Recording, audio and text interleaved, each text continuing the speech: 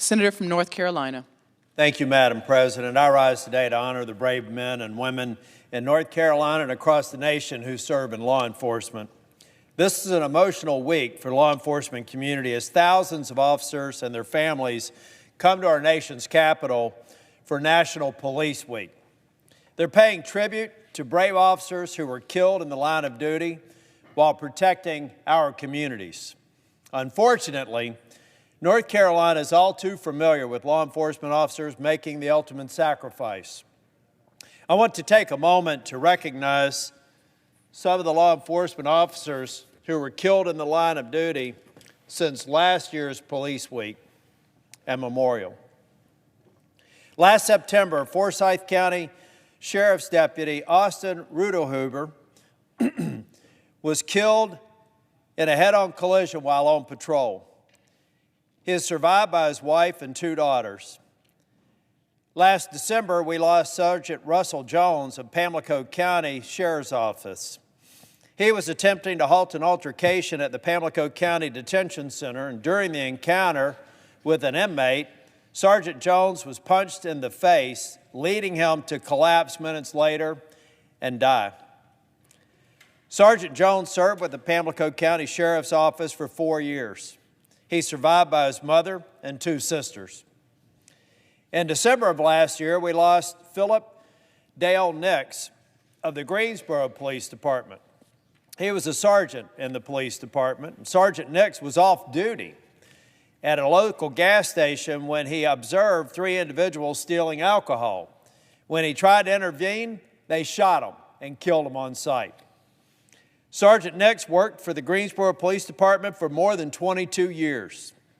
He's survived by his wife and son.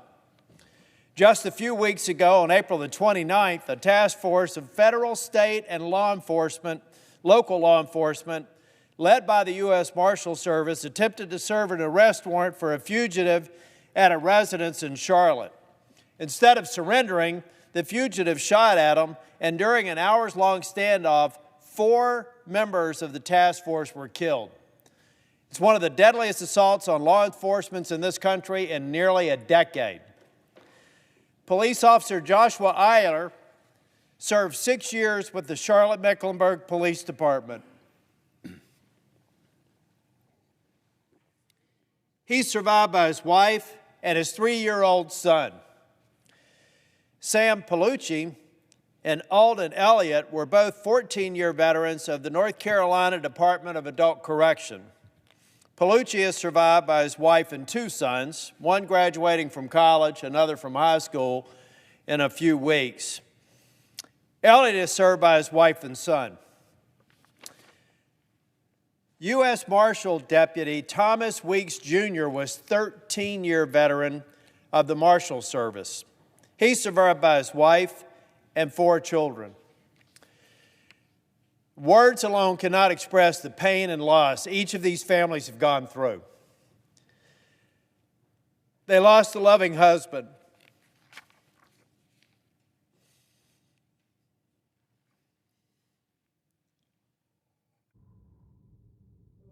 parent. Their lives will never be the same. However, they're never going to be alone, because in the wake of these tragic losses, we've seen communities unite and rally to support these families. In each instance, we witnessed an outpouring of love for the fallen officers and support for law enforcement. Congress should follow the example the communities have set.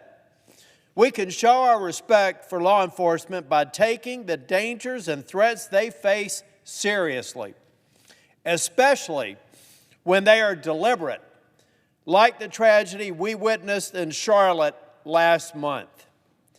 That's why I introduced and reintroduced the Protect and Serve Act this Congress.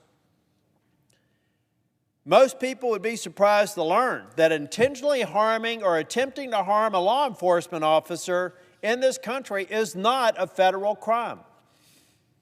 This bipartisan language will change that. It sends a strong message to criminals that assaulting a law enforcement officer is inexcusable and will be met with the full weight of our nation's criminal justice system. Law enforcement has our backs every single time they put on a uniform and go on patrol. The least that Congress can do is to signal to law enforcement that we have their backs too by passing the Protect and Serve Act. They need our support now more than ever.